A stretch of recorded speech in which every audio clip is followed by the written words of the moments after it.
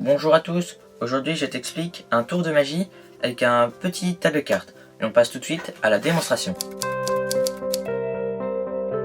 Pour la démonstration, on va juste prendre un paquet de cartes et dans ce paquet de cartes, on va prendre un petit tas.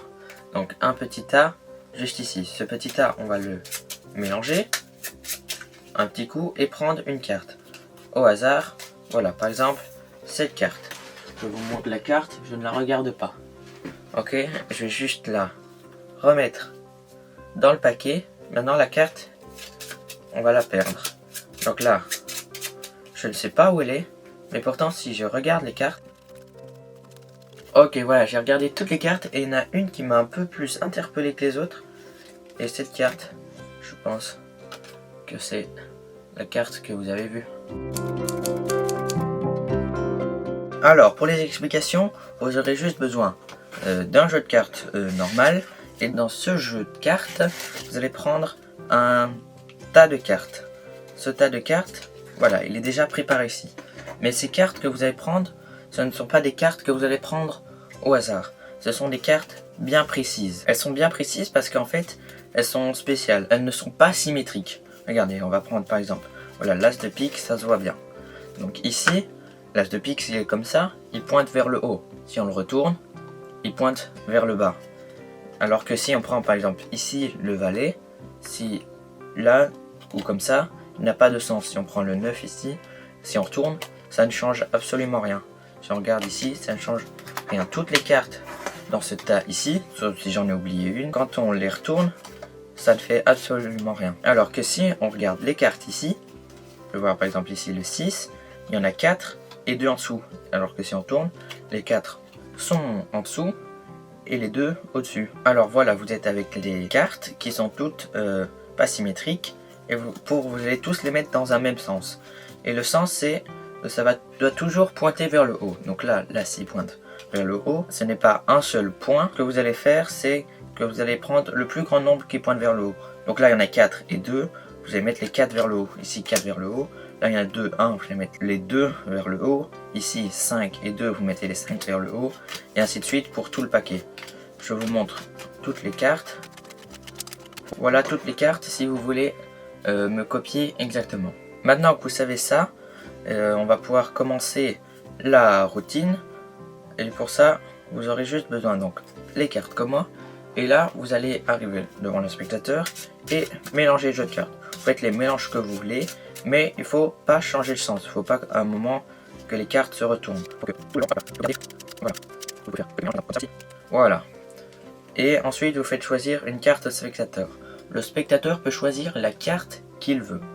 Par exemple, disons, hop là, celle-là. Voilà, on va la regarder, mais normalement, vous ne devez pas la voir.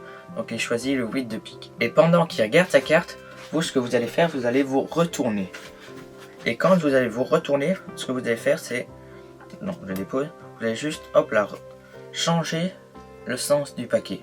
Donc, vous êtes comme ça, pendant qu'il regarde, vous vous retournez. Et là, vous changez le sens. Parce que comme ça, maintenant, tous les plus grands nombres sont vers le bas. Alors que quand lui, il va remettre la carte, ça sera vers le haut. Donc, vous retournez le paquet. Vous lui demandez qu'il remette sa carte où il veut. Par exemple, ici. Voilà. Et là, vous pouvez remélanger le paquet avant. Et vous remélangez. Et même, ça peut être le spectateur qui mélange. Mais faut pas qu'il change l'ordre. Donc ça, c'est vous qui voyez si vous voulez qu'il mélange. Et ensuite, là, on va passer à la partie la plus intéressante. C'est vous allez devoir retrouver sa carte. Et donc, pour savoir sa carte, vous allez regarder. Et vous allez voir qu'elles sont toutes vers le bas. Et là, vous regardez toutes les cartes. Et là, vous voyez, hop là, c'est vers le haut. Et vous pouvez continuer à regarder toutes les cartes, vérifier qu'elles sont toutes bien vers le bas.